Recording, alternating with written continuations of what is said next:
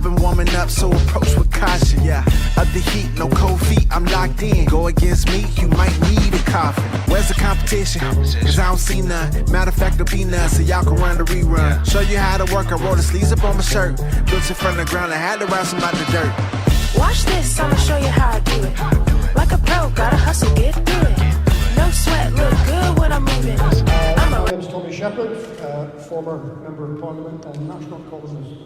My credential. I was asked to come and contribute to the discussion and given a brief really, which was to identify three things that the independence campaign should focus on as we approach the 2026 elections in terms of what demands, what asks we are making of those people who would claim to represent the cause of independence in this country. And I'm going to try and stick to that, but I'm going to do it in quite a thematic way, I think. I want to talk about two things, which are about the case for independence and making it relevant, and I then want to talk about one thing, which is about the achievement of independence and encouraging people to vote for it. So the first thing I'd identify is that I think the big theme going into 2026 is that independence gives us the opportunity and the right to be different. And I think when we look at what is happening across the UK and the manifest failures of the Labour government to achieve significant change, and in fact in many ways to make a lot of social problems worse than what they were under the Tories, I think people are crying out for the idea of change and of doing it differently, but we need the political power and competence to be able to make those decisions across a range of policy areas. The example I would give above all others is doing something about inequality and wealth inequality in particular in Scotland, but also, of course, in the UK and in most advanced countries. And I don't know if you're viewers of Gary's Economics and the videos that Gary Stevenson posts, but he does put it very well in terms of the major structural economic problem that we have in countries like this are that the super rich are just hoovering up all of the assets, and at the expense of that, the working class, the middle class, and the public sector are being deprived of those assets. And I encourage you to look at that channel to see how he explains this in more detail. But the fact is that we have got more and more super rich people, and yet for most people, their standard of living is going down, and it certainly doesn't feel that they're better off than they were a few years ago. And that's not acceptable in a country with the wealth of resources and talent that we have. So it needs to be changed, and it needs to be changed by having the power to do something about taxation. And that is where, I'm very supportive of Tax Justice Scotland, the new initiative that's been launched by a range of organisations to try and promote some arguments about progressive taxation, but disappointed, actually, that in their documentation, and when you read their website, there's not even a discussion of the political and constitutional environment within which these decisions are being made. It's sort of just regarded as neutral. And the truth is that the tax powers currently available to the Scottish Government are marginal at best, and they don't provide the levers that we would need to be able to make significant changes to wealth inequality. And of course, without being an independent country and having the ability to control the movement of capital and people within your borders, then actually there comes a point when you begin to tax things and it becomes irrelevant because the thing you're taxing moves.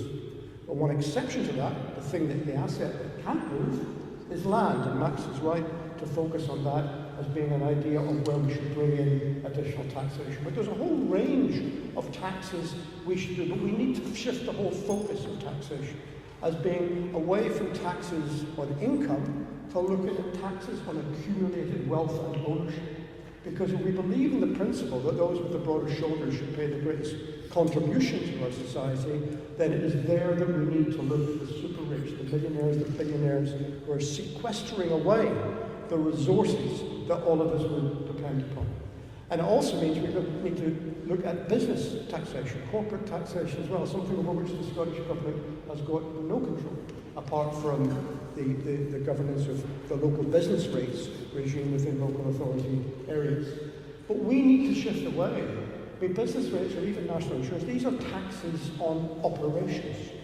What we need to be looking at is taxes on profits, and the debate needs to shift from trying to tax the operation of small businesses, which makes it very difficult, actually, for indigenous businesses to grow, and towards the taxation of profits, which is where we can begin to tackle major corporations and demand that they pay their equal share. All of this currently is beyond the powers of the Scottish Government. So too if we look at energy or any other area. There are some limited powers, but not the powers that we need to be able to be different, to be able to change. And I think as we go into the election of 2026, we need to demand of the political parties that they set out not only how they would maximise the powers currently available to them to achieve certain social objectives, but they define where those powers end and where new ones are required that can only come with political independence for Scotland. The second theme, I think, as we go into 2026 is about security, because we live in an uncertain world, and these elections will take place with a lot of people worried about what is happening in Ukraine, what is happening with Trump, what is happening with the drive to rearmament in this country, social media, that a lot of young people, not getting really worried, quite scared about the possibility of conscription coming back, and national service coming back in this country. These are things that we can't just be silent on, because, believe me, they will be used against us by people who, by union forces, because they will claim that independence would leave Scotland vulnerable, it would leave it isolated, it would leave it without the ability to protect itself, and we are safer, everyone is more secure by staying as part of the union. And that's rubbish, but we've got to make it clear to people just how rubbish it is. And actually, that being in the union puts a target on your back by having a very obvious base in the west coast of our country, which is vulnerable to attack from anybody who wants to engage in it. But the most important argument for independence that needs to be stressed in the campaign is that independence isn't about separation or about building a divide between yourself and others. Independence is about building bridges with others, because it gives you the capacity to define the international relationships that you want to have. It allows us to work together with small and medium-sized countries, to work together in a European context, to look at our material security and our military security. And these are things on which we have no say if we remain in the Union and simply put our trust in the Labour government at Westminster to exercise these things on our behalf. So those are two thematic things about the ability to be different and the powers to change, and the ability to be secure and determine your own future in the world, that I think should be the backdrop to the campaign that we fight in 26. But here's the third one, and I think this is actually dwarfs all the others. And it's this, that we also need to explain to people who think independence is a good idea how we are going to achieve it. Because the situation we now have, and it's the biggest dilemma that confronts this movement, is that there is a difference between the number of people who say they want Scotland to be an independent country and who believe that putting X on the ballot paper for a party that supports independence is a way to achieve it. Perhaps as much as 10% of the electorate will say they want Scotland to be independent, but they are no longer feel motivated to vote for it. For them, the connection between these two things has been broken.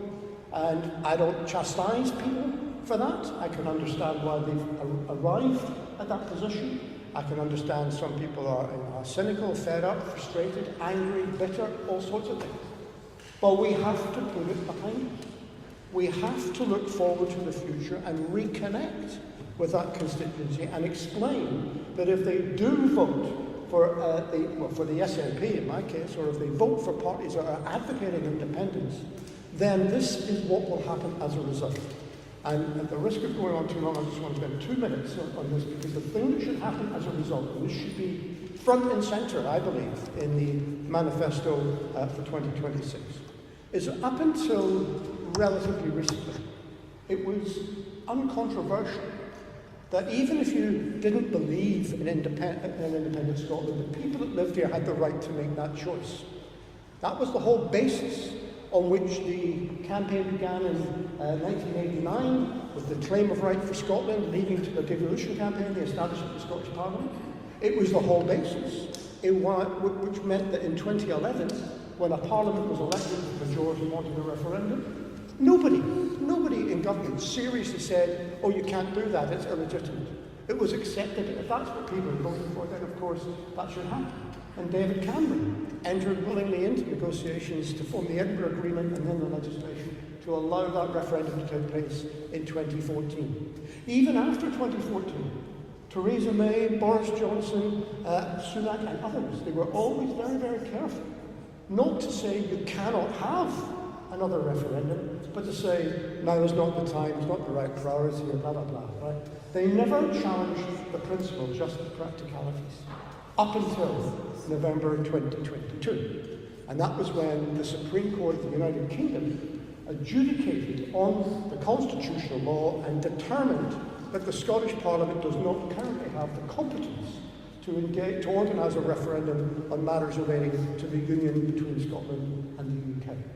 Now that is a game changer, because it may well have been that would have been the case had the Supreme Court considered it 10 years ago, or at any point since the passage of the 1998 Scotland Act. But only when it did so did it become clear that there was a difference between the principle of self-determination for the people of Scotland and their right to choose how they would be governed in the future, and the constitutional position and the legal framework of the United Kingdom. And we cannot ignore that. And I think until that constitutional framework is challenged and changed, then we are not going to be able to move forward and take steps on independence. So therefore, I think the first thing we should offer to the electorate is an opportunity to vote, to assert the claim of right for Scotland, to assert their right to make a choice on their own future, and to demand that an elected Holyrood government prosecute that case and argue for constitutional change with the UK. I've got ideas about how that campaign might develop, but it would take another 15 minutes, so maybe we can take them up in questions. But it starts by getting a clear new mandate that this is what people want to happen. And until that happens, and I don't think we're going to be able to confront the arguments that say, oh, Westminster says no. Because we have got to assert the right and expose the incompatibility between the 98 Act and the right of the people of Scotland and get that change. It's technically a simple matter to do. It simply means removing one of the reserved powers in the schedule to the 98 Act.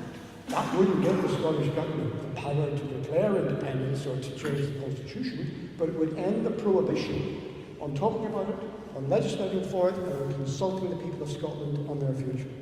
So those are the three things that I think we should do, and if we do that, then I think we will begin to bring people back and to re-establish the connection between wanting independence and voting for parties that advocate it.